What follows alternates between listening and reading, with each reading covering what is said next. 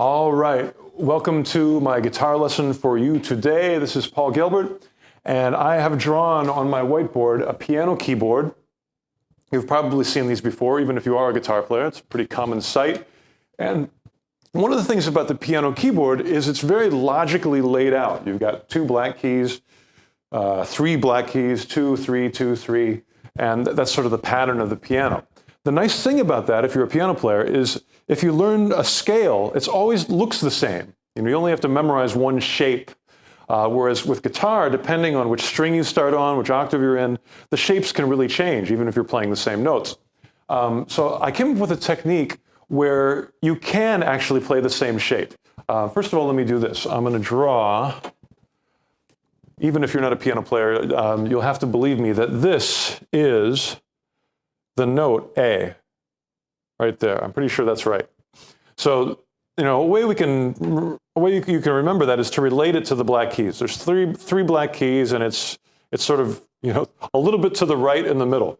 And so here's also an A. It's easy to find those octave A's because of where they are in relationship to the black keys.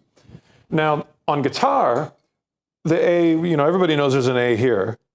But the next A, isn't so logically laid out. It's actually, there's one here, and I'm going to do the next one over here. So those are all the same note. They're just an octave apart. And that will sound like this. You can hear it's the same note. Those are all A notes.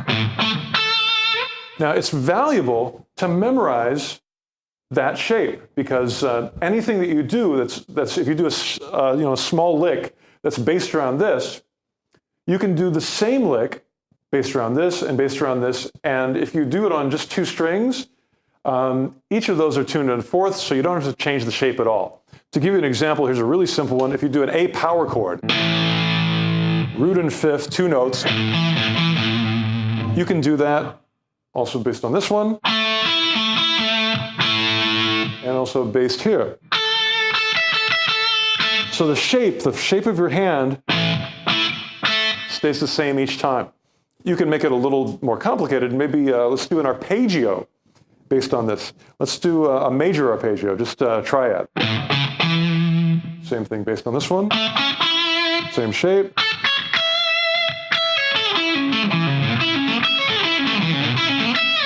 It's very easy for your brain to do this, because you only have to memorize one shape. If you finger that arpeggio the same notes another way, you might be going like...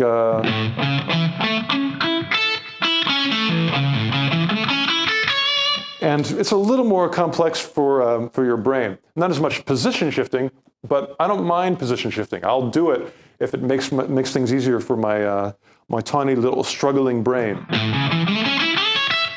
You can also make the position shifts, you can use them for your sonic advantage. Try sliding into them. Makes it easier to get there, and it adds a little bit of style. For descending, that's a nice sound too.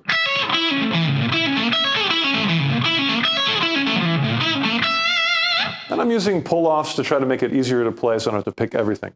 I want to give you a bunch of examples of ways you can use this for your solos. First of all, that power chord one, if you play the notes separately, that's a pretty cool sound. Let's try that in a couple different places. Like if you're doing a chord progression, maybe a heavy metal chord progression that goes to F.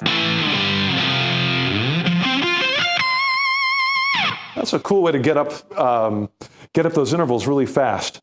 Let's actually add a couple notes to that. Let's make it an F Lydian sound, which would be, I'm going to pick these three notes, or 4 notes to give it a Lydian tonality.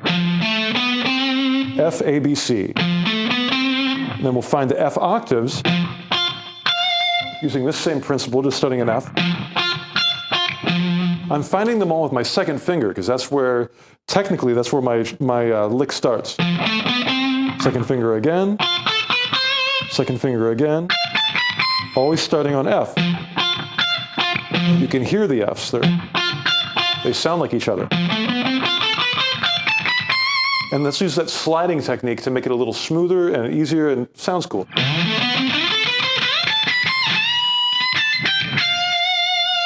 That's nice. Let's try a couple more. This one I really like. This is in the key of E minor. And it's going to start actually on the 5th step of the scale, B. I'm going to do B and D, 5th and the 7th. And then I'm going to do E, F sharp, G. The root, the 9th, and the 3rd. So it's 5 notes. Now again, the important thing is my first note is B. So I want to find the octave Bs. All with my first finger, because each time I got to start the lick with my first finger. And I'm going to do those 5 notes, starting on each B. Find the B here. It's always the same shape, so there's really very little to practice. It's just a matter of jumping between those 3 octaves.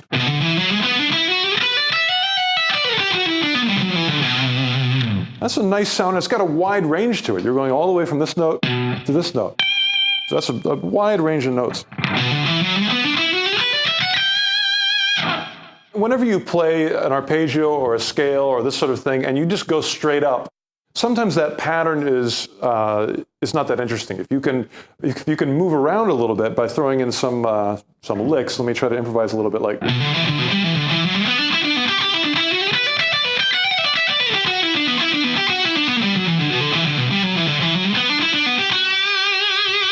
That might be a little more organic. I didn't really plan that out. I just used some of my regular, sort of legato. Picked one of the notes twice. That's useful to get the most out of a lick.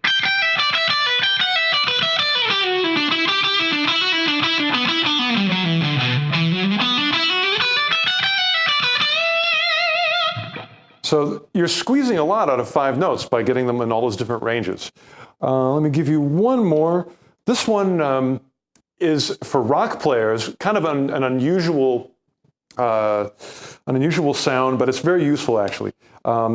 It sounds very impressive music theory-wise because it's a minor 7 flat 5 arpeggio, and I'm going to play it in the key of.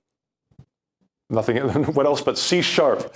This would be the chord that I'm trying to outline. And I'm going to start on the 7th, and it sounds like this. 4 notes. Suddenly it's not so difficult because all it is 4 notes, and they're pretty easy to play. B, C sharp, which is the 7th in the root, and E and G, the 3rd and the flat 5.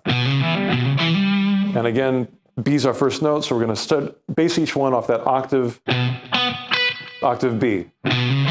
Find the next B, next B. Now, I'm no good at explaining music theory, so I won't try too hard here, but this chord actually sounds good over an A7.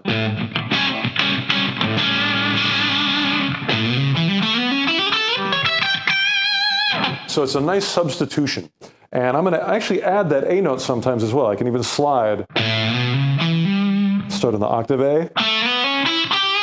Start on the octave A. And that's a cool sounding kind of fusion-y lick over an A7.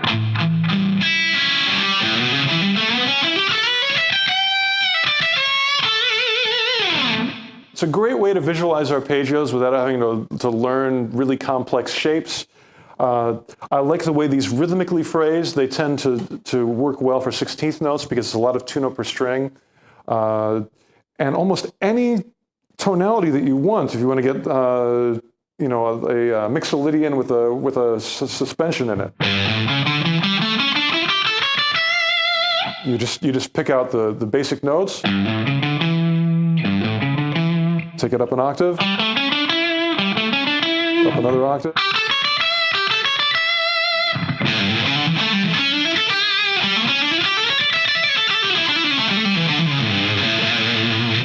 Great way to get around the neck.